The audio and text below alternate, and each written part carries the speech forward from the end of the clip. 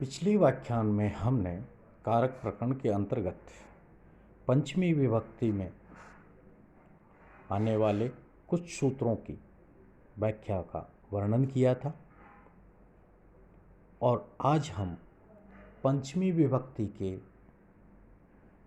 शेष रहे सूत्रों की व्याख्या उदाहरण सहित आपको बता रहे हैं। पंचमी विभक्ति का जो अगला सूत्र है भूवः प्रभव। इसका अर्थ है, भू शब्द का अर्थ है होना और प्रभव शब्द का अर्थ है स्थान। यहाँ पूर्व सूत्र से कर्तु पद की अनुवृत्ति होती है। भू के कर्ता के उत्पत्ति स्थान की अपादान संज्ञा होती है। जहाँ अपादान संज्ञा हो जाएगी वहाँ पंचमी विभक्ति का प्रयोग होगा। जैसे उदाहरण के लिए हिमवतोः गंगा प्रभवति,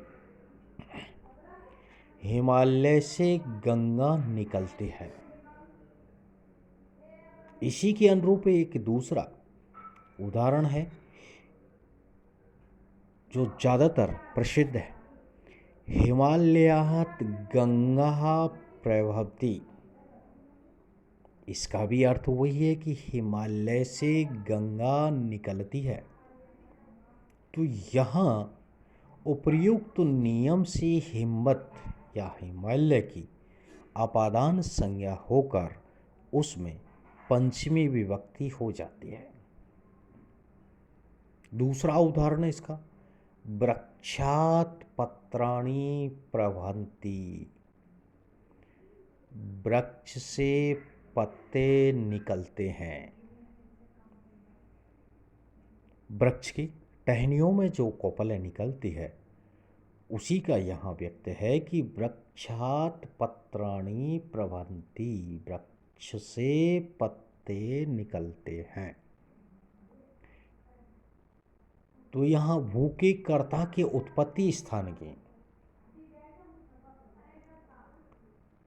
अपादान संज्ञा होती है। अपादान संज्ञा जब होती है तो उसमें पंचमी विभक्ति का प्रयोग होता है। इससे अगला आने वाला सूत्र, पृथक् विनः नानाभिः तृतीया अन्यतरस्याम्। इस सूत्र का अर्थ है कि पृथक बिना नाना के योग में विकल्प से तृतीया विभक्ति होती है और पक्ष में पंचमी तथा द्वितीय विभक्ति भी होती है। तो कहने का तात्पर्य है कि पृथक बिना नाना के योग में तृतीया विभक्ति, पंचमी और द्वितीय। अब तो तृतीय विभक्ति है वो विकल्प से होती है। सूत्र में आया है कि अन्यतरस्याम शब्द, सूत्र में अंतरस्याम शब्द आया है जिसका अर्थ होता है वा या विकल्प से। पंचमी और द्वितीय विभक्ति के समावेश के लिए है। पंचमी और द्वितीय दोनों की अनुवृत्ति आ रही है। पंचमी की मंडूक प्लुप्ति द्वारा अपादान पंचमी से और द्वितीय की पहले सूत्रों एनपा द्वितीय से यहाँ हो जाएगी। उदाहरण है, पृथक रामेण रामात्, रामम वा, राम से अलग। यहाँ पृथक शब्द के योग में राम शब्द से तृतीया अथवा पंचमी व द्वितीय विभक्ति हो जाती है। इसी प्रकार नाना नारी निष्फला लोक यात्रा, नारी के बिना जीवन निष्फल है। आदि प्रयोगों में बिना तथा नाना के योग में तृतीय, पंचमी अथवा द्वितीय विभक्ति होती है।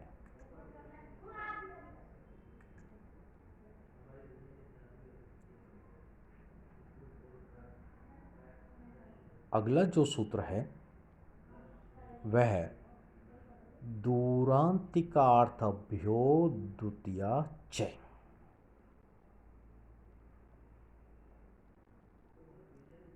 तो यहाँ जो सूत्र है उसका अर्थ है कि दूर तथा समीप, अंतिक मानी समीप, अर्थ वाले शब्दों से द्वितीया होती है और पंचमी व तृतीया विभक्ति भी होती है। ये विभक्तियाँ केवल प्रातिपदिकार्थ में होती है, इनका अन्य कोई अर्थ नहीं होता। यह नियम प्रथमा विभक्ति का अपवाद है। जैसे उदाहरण हम देखें, ग्रामस्य दूरम दूरात दूरेण वा, ग्राम से दूर, इसका अर्थ हुआ ग्राम से दूर। यहाँ उपर्युक्त नियम के अनुसार दूर शब्द से द्वितीया, पंचमी तथा तृतीय विभक्ति होती है। सूत्र में आया था दूर और समीप, तो दूसरा उदाहरण देख ले जो आपका समीप का है। ग्रामस्य अंतिकम अंतिकेन वा, ग्राम के निकट में भी। यहाँ भी उपर्युक्त नियम से वही अर्थ होगा। सूत्र की वृत्ति में आया है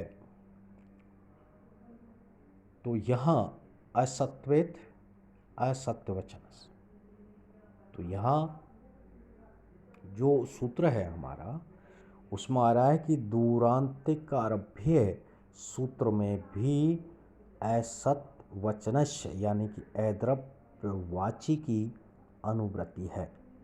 जो दूर और अंतिक अर्थ वाले शब्द द्रव्य के विशेषण नहीं, उनमें ही ऊपर का नियम लागू होगा। अतः अदूरस्य पंथा में दूर पथ का विशेषण है और पंथा द्रव्यवाची शब्द है, अतः यहाँ प्रथमा विभक्ति का प्रयोग हुआ है। तो स्पष्ट हो गया, दूर तथा समीप अर्थ वाले शब्दों में द्वितीया होती है और पंचमी व तृतीया विभक्ति भी। ये विभक्ति यहाँ केवल प्रातिपदिकार्थ में होती है, इनका अन्य कोई अर्थ नहीं होता। यह नियम प्रथमा विभक्ति का अपवाद होता है, ये सूत्र का अर्थ हुआ। तो यहाँ पंचमी विभक्ति के अंतर्गत आने वाले सूत्रों की उदाहरण सहित व्याख्या बताई है।